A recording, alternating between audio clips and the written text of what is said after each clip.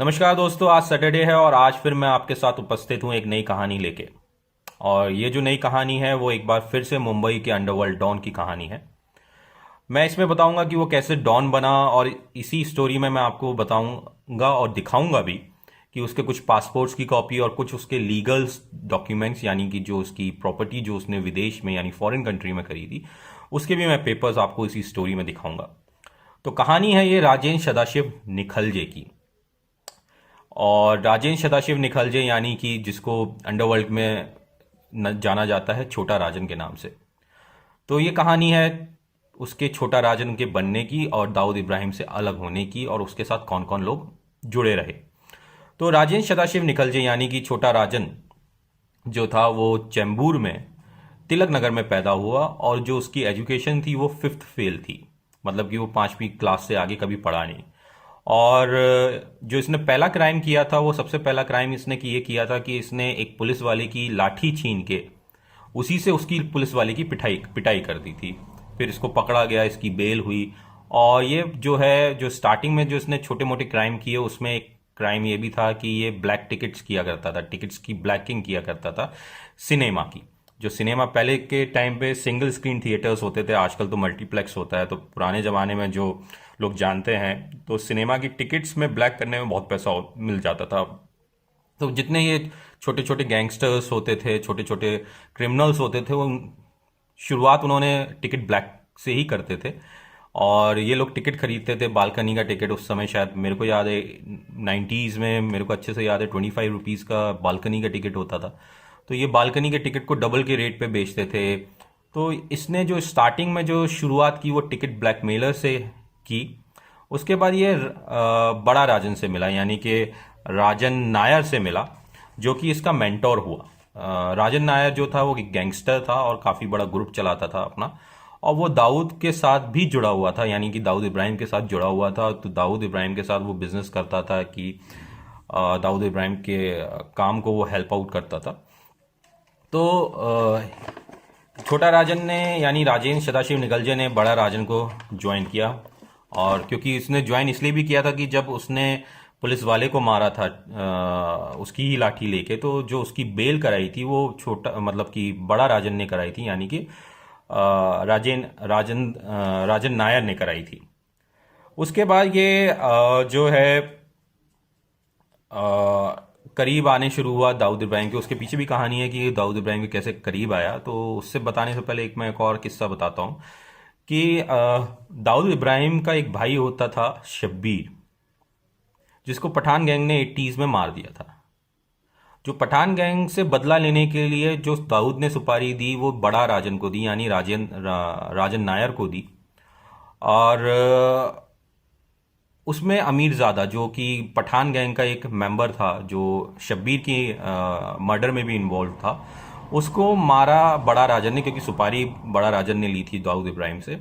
और उसमें छोटा राजन भी इन्वॉल्व था उस मर्डर केस में।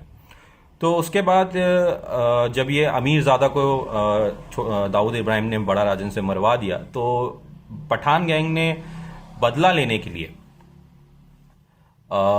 अमीरजादा की डेथ के 24वें दिन, यानी जब वो अमीरजादा मरा उसके 24वें दिन बड़ा राजन यानी राजन नायर की हत्या कर दी। और जब हत्या कर दी तो गैंग में टूट फूट होने लगी। मतलब जो बड़ा बड़ा राजन का जो गैंग था, राजन नायर का जो गैंग था, वो टूटने लगा, बिखरने लगा। तो राजन यानी राजेंद्र सदाशिव निखलजे ने उस गैंग की कमान संभाली। और जब उसने कमान संभाली तो उसको एक नया नाम मिला, छोटा राजन। तो ऐसे राजेंद्र सदाशिव निखलजे को छोटा राजन का नाम मिला। और जब बड़ा राजन को मार दिया, तो जब इसने गैंग की वो संभाली, तो ये दाऊद के और करीब आया। जब दाऊद के करीब आया तो इसने दाऊद के साथ हाथ मिलाया और काम करना शुरू किया। और जब ये अपना गैंग भी चला रहा था, तब ये ज़्यादातर एक्सटॉर्शन और स्मगलिंग का काम किया करता था। जब इसने राजन नायर का गैंग संभाला तो ये ज़्यादातर एक्सटॉर्शन और स्मगलिंग का काम कर रहा था। बाहर से जो इलेक्ट्रॉनिक गुड्स आती थी 80s में, तब कस्टम ड्यूटी बहुत हाई थी और बहुत सारी ऐसी चीज़ें थीं जो ये स्मगल करता था और उसको मार्केट में बेचा करता था, मतलब ग्रे मार्केट में बेचा करता था।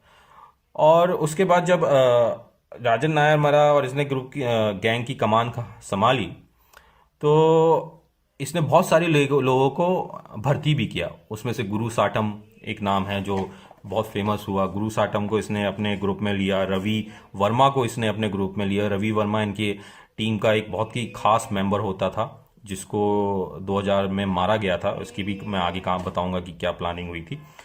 रवि वर्मा था, भरत नेपाली था, और मोहन कोट्यम था, साधु शेट्टी था। ये वो नाम है जो इसने अपना गैंग, मतलब बड़ा राजन के मरने के बाद जब राजन नायक का गैंग का टेक ओवर लिया और छोटा राजन इसे नाम मिला, तो इसने इन लोगों को भी अपने गैंग में शामिल किया। और उसके बाद जब ये राजन जो है दाऊद से थोड़ा सा और नज़दीक आने लगा, तो 86 में दाऊद इब्राहिम जो है दुबई चला गया था। वो यहाँ के केसेस से बचने के लिए, और वो यहाँ के रोज के कोर्ट कचहरी के केसेस से बचने के लिए वो अपने आप को दुबई जाके बिजनेस करने लगा, वहाँ पे अपने आप को बिजनेसमैन दिखाया। तो उसके बाद जब 86 में दाऊद चला गया दुबई, तो इसने काफ़ी कुछ दाऊद इब्राहिम का काम संभाला मुंबई में। और इसी बीच में इसने बड़ा राजन का जो किलर था, जिसने बड़ा राजन को मारा था, यानी राजन नायर को मारा था, उसका नाम था अब्दुल कुंजू। तो अब्दुल कुंजू को इसने, छोटा राजन ने सबसे पहले बदला लेने के लिए ठिकाने लगाया। और 89 के आसपास जो है छोटा राजन जो है मुंबई से दुबई चला गया। मुंबई से दुबई चला गया छोटा राजन, और वहाँ पे वो दाऊद के साथ रह के काम करने लगा। और इसी बीच में छोटा शकील भी दुबई पहुँचा मुंबई से, और वो भी दाऊद के साथ काम तो शुरू से करते ही थे, लेकिन और ख़ास करने लगे, क्योंकि दाऊद इब्राहिम चाहता था कि उसके जितने खास लोग हैं वो सब उसके साथ रह के बिजनेस को संभालें और वहाँ रहें। तो उसमें एक छोटा राजन भी था, छोटा शकील भी था, और शरद शेट्टी भी था, और भी बहुत लोग थे जो दुबई गए और वहाँ से पूरा बिजनेस हैंडल करने लगे। इसी बीच में छोटा राजन जो है एक और व्यक्ति से मिला दुबई में ही 90s के आसपास, और वो था संतोष शेट्टी। संतोष शेट्टी बहुत ही इम्पोर्टेंट कैरेक्टर है छोटा राजन के पूरे लाइफ में। I think from 90s to 2000, जब तक उसके ऊपर हमला हुआ था, बल्कि 2004 तक शायद, बल्कि 2004 तक संतोष शेट्टी छोटा राजन का बहुत खास रहा, 90s से लेके, मतलब 14-15 साल पूरे। और संतोष शेट्टी के साथ ये बिजनेस भी करता था, बिजनेस भी करा इसने। आगे मैं बताऊंगा क्या क्या बिजनेस उसने किए थे, लेकिन इसमें ये दाऊद से अलग क्यों हुआ उसकी कहानी पे पहले फोकस करना शुरू करते हैं कि छोटा राजन बनने के बाद इसने एक्सटॉर्शन किया, स्मगलिंग की, सब कुछ किया। तो जो मैंने अभी एक नाम लिया, शरद शेट्टी। शरद शेट्टी भी दाऊद इब्राहिम का बहुत खास, छोटा शकील भी बहुत खास, और छोटा राजन भी बहुत खास। तो ये सब जब दुबई में इकट्ठे हुए और बिजनेस करना शुरू हुआ, जब छोटा राजन दुबई पहुंच गया और वहां से भी वो अपना बिजनेस करता रहा, लेकिन दाऊद के वो हमेशा खास रहा, क्योंकि कहते हैं कि वो दाऊद इब्राहिम की कंपनी में, यानी कि डी कंपनी में वो नंबर 2 का ओहदेदार हो गया था। और उसी कंपनी में शरद शेट्टी भी थे। तो शरद शेट्टी से इसका कोई किसी बात को लेके कोई पंगा हुआ था, कहते हैं कोई प्रॉपर्टी का विवाद था। तो जब वो प्रॉपर्टी का विवाद था, वो प्रॉपर्टी का विवाद थोड़ा सा बढ़ गया, और इन दोनों में आपस में कुछ बहस और जो हुई वो हुई। और इस बीच में इस छोटा राजन ने एक सबसे बड़ी गलती ये की कि इसने मुंबई में शिवसेना के एक कॉपरेटर को जान से मरवा दिया, बिना दाऊद इब्राहिम से पूछे, या बिना दाऊद इब्राहिम को ये जानकारी दी। इससे दाऊद बहुत खफा हुआ और कहा कि तुम अपने ऊपर डिसीजन मत लिया करो, ये कंपनी का काम है तो कंपनी को करने दिया करो, ये सबके निर्णय होंगे, इस पर क्या होना है अपना निर्णय नहीं। दूसरी तरफ एक और बात पता चलती है कि 90s में जब इनका शरद शेट्टी का 91 के या 92 के आसपास की बात है, मुंबई बॉम्ब ब्लास्ट के आसपास, जब शरद शेट्टी से इसका पंगा हुआ था कि प्रॉपर्टी को लेके, तो उसी बीच में एक और चीज़ सामने आई थी कि संजय रगड़, दिवाकर चूरी और अमर जुकाकर, ये 3 बहुत खास शूटर होते थे छोटा राजन के उस टाइम में 90s में। इन्होंने एक बात ये कही कि हमारा जो बॉस है वो छोटा राजन है, हमें दाऊद इब्राहिम से कोई मतलब नहीं है, दाऊद इब्राहिम कंपनी का कुछ नहीं है, दाऊद इब्राहिम से कोई मतलब नहीं है। ये तीनों ने ये बात कही, और ये बात किसी तरह छोटा शकील को पता चली, और छोटा शकील ने ये बात दाऊद इब्राहिम को बताई। तो जब ये बात दाऊद इब्राहिम को पता चली कि कंपनी में फूट पड़ने वाली है और लोग ऐसी बात कर रहे हैं कि दाऊद इब्राहिम कुछ नहीं है, ये तीनों जो इसके खास शूटर होते थे, तो उसने सुनील सावंत यानी सौत्या को ये हुक्म दिया कि इन तीनों को मार दिया जाए। ये जो तीन रहे, संजय रगड़, दिवाकर चूरी और अमर जुकाकर को, तो ये तीनों को जो है काठमांडू में सौत्या जो है मार देता है। और ये बात छोटा राजन को बहुत बुरी लगती है, तो उसके मन में एक और दरार पड़नी शुरू होती है कि मेरे को अलग रख के, मेरे से ये करके सब जो है क्या कहते हैं, मेरे को अलग करके, मेरे से बिना पूछे मेरे आदमी को मरवाया जा रहा है। तो ये बात उसको बुरी लगी। उधर सरेश शेट्टी से इसका पंगा हो ही रखा था, जो कंपनी का बहुत खास आदमी होता था। इन तीनों का मर्डर जब सौत्या ने काठमांडू में कर दिया और ये बात छोटा राजन को पता चली, तो उसको बहुत बुरा लगा और उसने ये डिसाइड किया कि मैं अब अलग हो जाऊंगा दाऊद इब्राहिम से।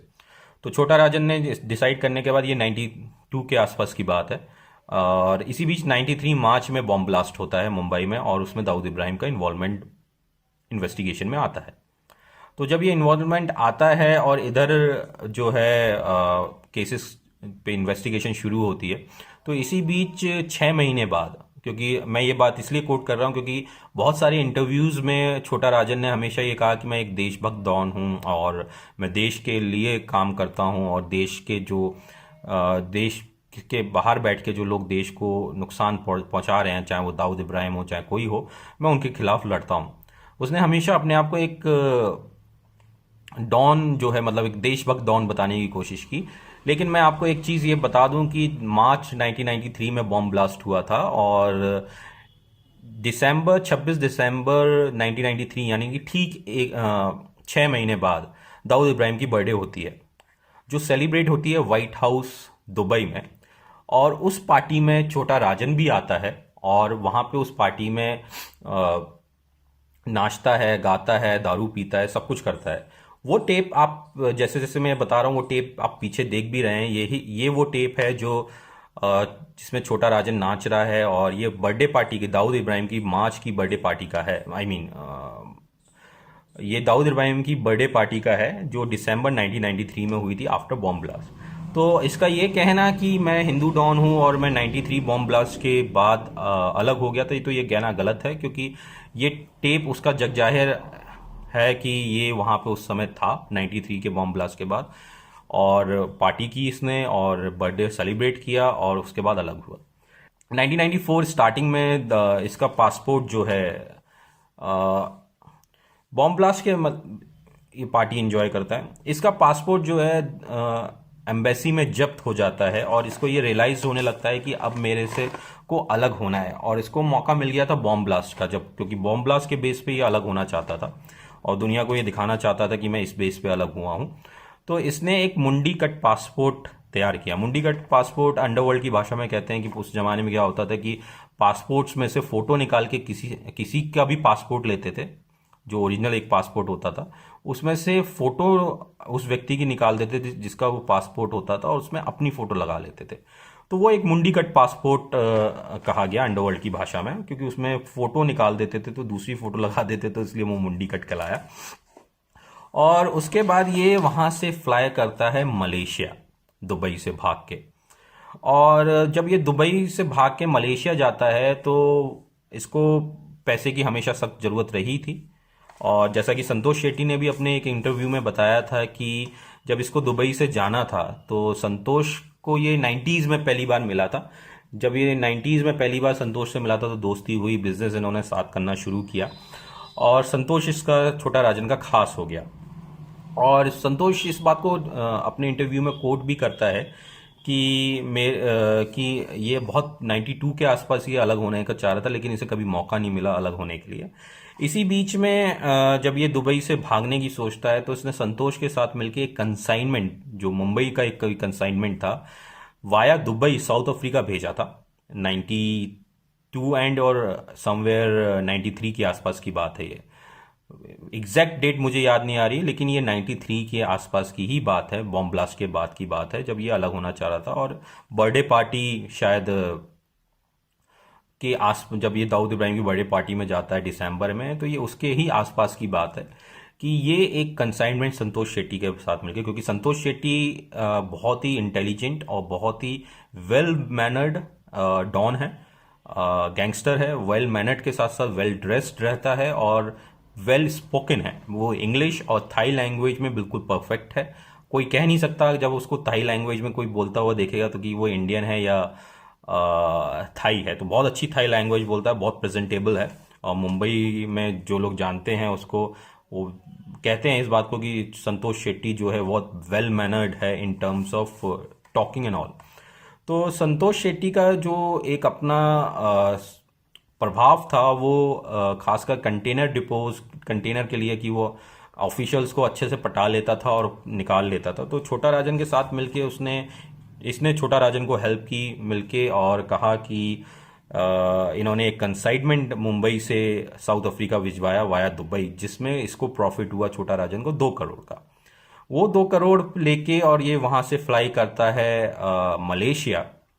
खैर मेरे पास वो पासपोर्ट की कॉपी नहीं है किस पासपोर्ट पे वो ट्रैवल किया था, लेकिन मेरे पास एक और पासपोर्ट की कॉपी है छोटा राजन की, जो 1998 में इशू हुई थी, जो आप इस समय स्क्रीन पे देख रहे हैं। और ये वो कॉपी है जिसपे ये पहुंचा था मलेशिया से थाईलैंड।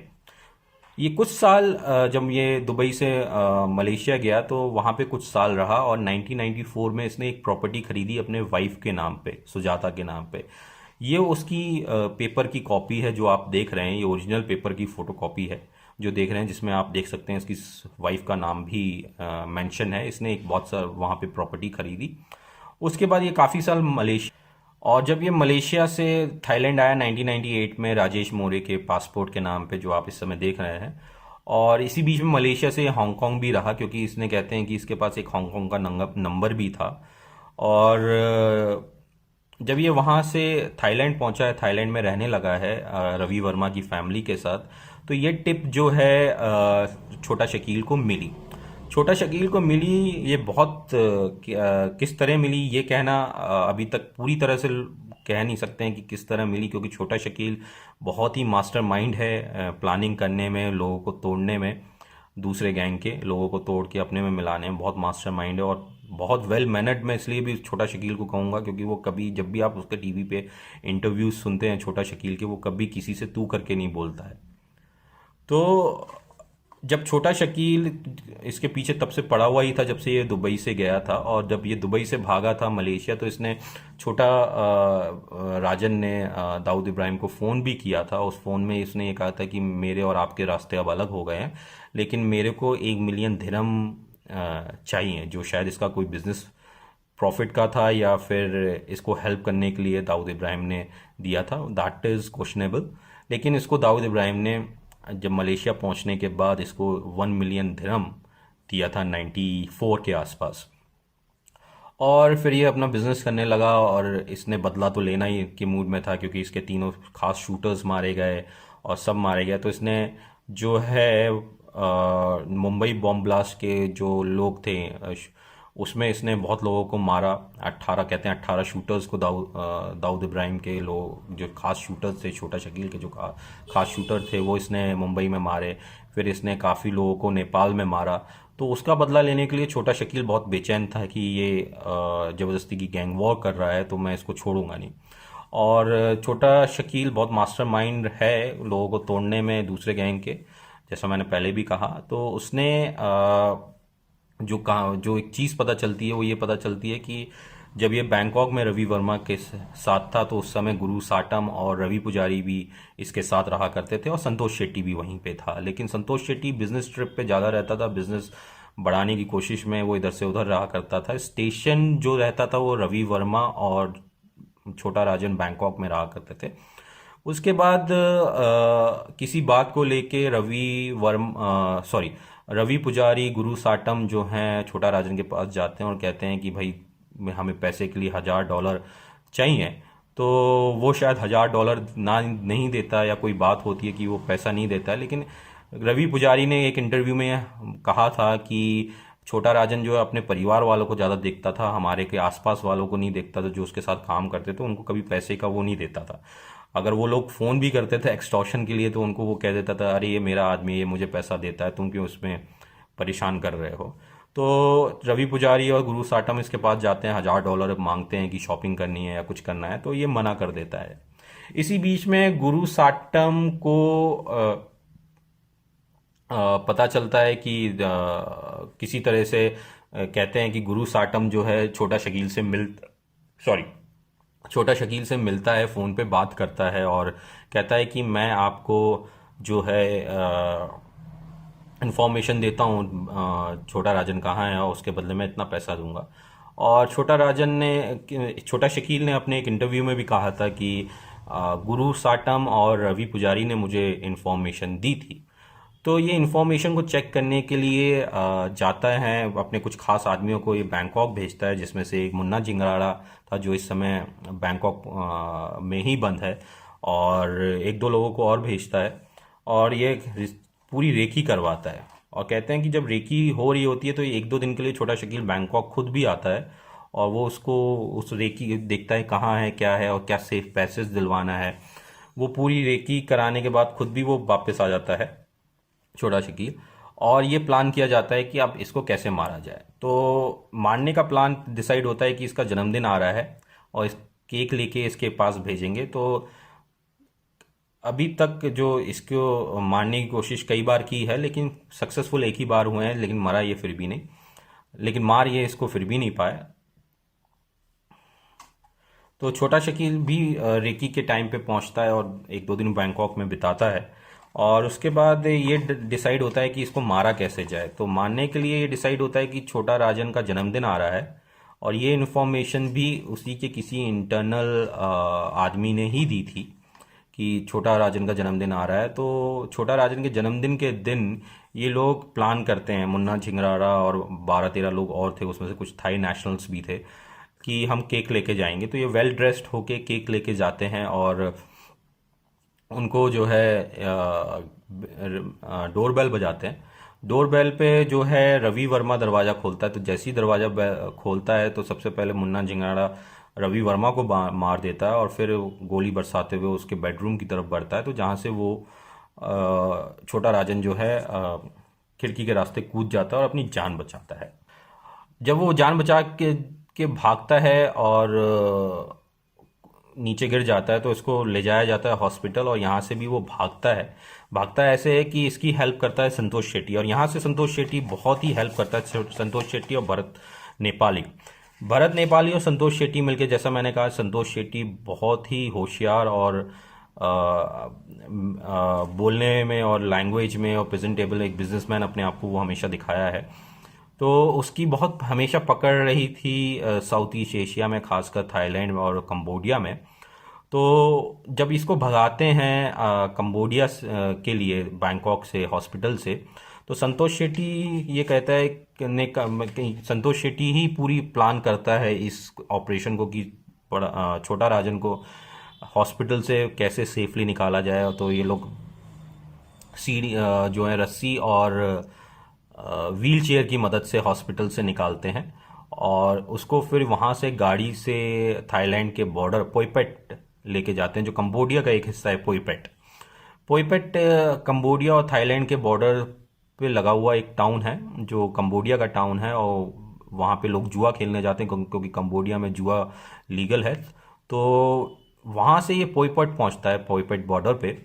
वहाँ से कंबोडियन ऑफिसर्स जो हैं कहते हैं कि वहाँ से एक हेलीकॉप्टर इसको मिलता है, और हेलीकॉप्टर से ये कंबोडिया के एंटर होता है पोईपेट में।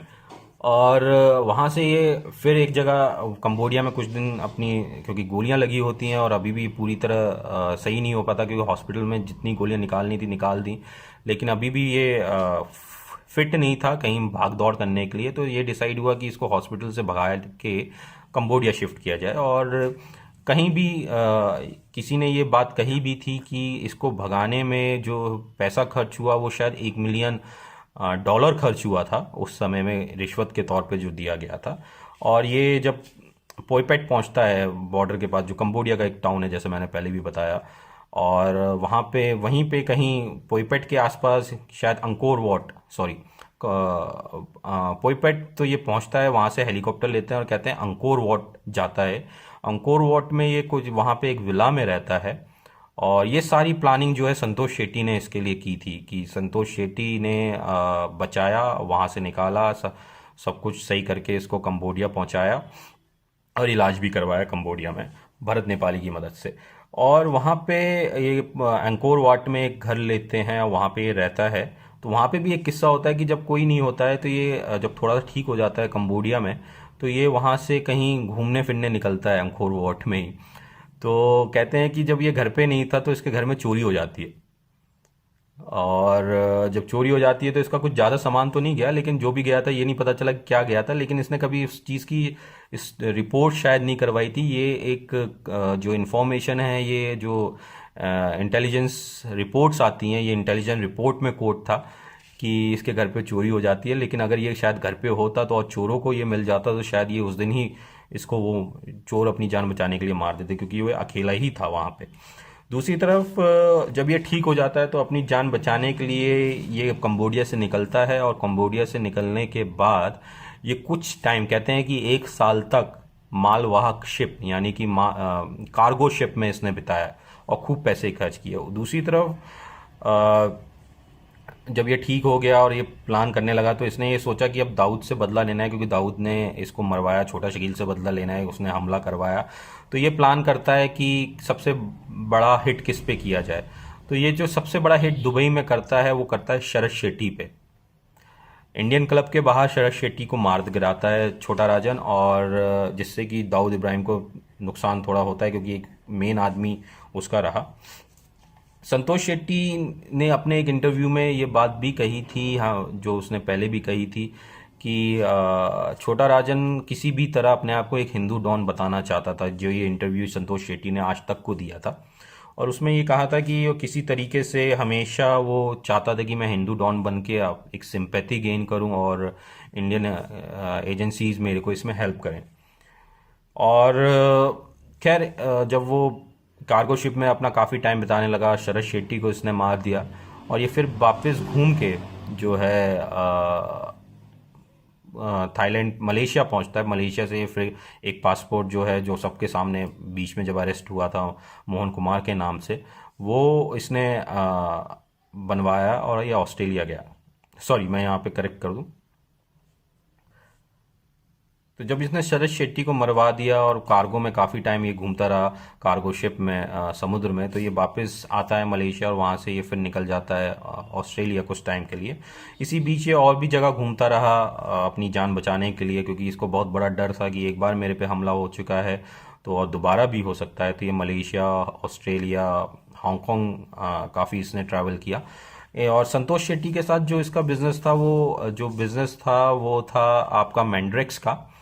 जो मैंड्रेक्स की फैक्ट्री भी इन्होंने लगाई थी इंडोनेशिया में संतोष शेट्टी के साथ पार्टनरशिप में मिलके। और फिर संतोष शेट्टी के साथ मिलके एक सिंगापुर में एक फेक डॉलर का भी बिजनेस शुरू करने वाले थे, एक फैक्ट्री डालने वाले थे, जिसको सपोर्ट कर रहा था चाइनीज़ दाऊद नाम का एक आदमी, क्योंकि वो शॉर्ट हाइटेड था और चाइनीज़ था। दाऊद उसका सरनेम था, शायद सरनेम था, और उसको चाइनीज़ दाऊद के साथ मिलकर इन्होंने फेक डॉलर का बिजनेस किया। तो बिजनेस की करने की प्लानिंग थी, लेकिन वो सक्सेसफुल नहीं हो पाया। और बीच में संतोष शेट्टी और दाऊद इब्राहिम की भी संतोष शेट्टी और छोटा राजन की भी आपस में विवाद हुआ। वो विवाद क्या था और किस तरह वो अलग हुए, वो मैं आपको नेक्स्ट एपिसोड में बताऊंगा। लेकिन आज की जो कहानी है वो छोटा राजन से रिलेटेड है कि वो कौन था, क्या था। नेक्स्ट स्टोरी मेरी होगी छोटा राजन और संतोष शेट्टी और भरत नेपाली के ऊपर, जो आप नेक्स्ट सैटरडे देखेंगे। ये स्टोरी आपको कैसी लगी, और मैंने आपको उसके कुछ पेपर्स और पासपोर्ट्स दिखाए हैं, वो देखिएगा, शेयर करिएगा। और कौन सी आप स्टोरी आगे सुनना चाहते हैं मुंबई अंडरवर्ल्ड या वर्ल्ड में किसी अंडरवर्ल्ड को लेके, या माफिया ऑपरेशंस को लेके, या किसी भी चीज़ को लेके, आप मुझे बताइएगा कमेंट्स में। मैं वो स्टोरी लेके आपके पास आऊँगा। तब तक के लिए, नेक्स्ट सैटरडे तक के लिए, गुड बाय।